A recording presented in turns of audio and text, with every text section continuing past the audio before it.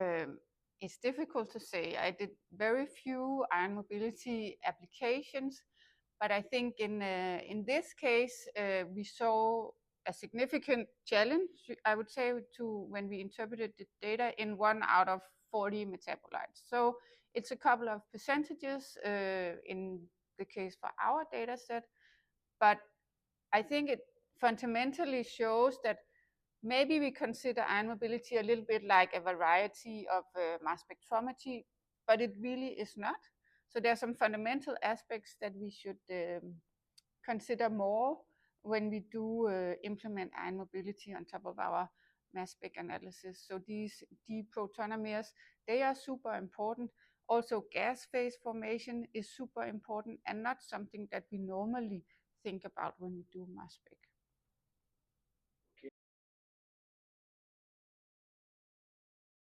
I think for routine use, first of all, software developments are super important, and it's different aspects of the softwares that need to be developed. So first of all, I think our instruments are capable of resolving these data very beautifully, but we cannot even browse the data because they are large. And also because the dimensionality of the data is not really kept when we try to access the data.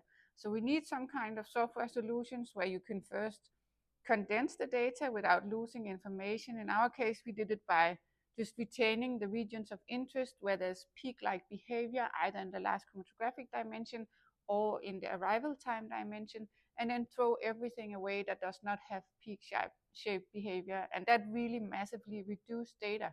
It's still nice to have access to the raw data, but we don't need anything that does not have peak-shaped behavior. And then secondly, I think just browsing it, but in a multidimensional structure, so we can access this two-dimensional chromatographic separation space would be nice. It would be nice that we can access mass spectra, but not when dimensions are collapsed, but directly from this 5-dimensional cube. It would also be super nice if we could exploit the sample dimension so we can componentize based on the 5 dimensions. And I haven't really seen any softwares that can do any of that, or not at all combined, right?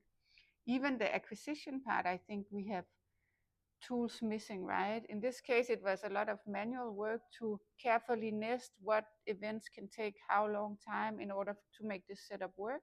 But that could be software guided as well, that you say, okay, I want to use this and this and this, and then you can afford to have spent that much time. You need to ramp the traveling wave like this. And yeah, I think just in all aspects of software, developments are needed.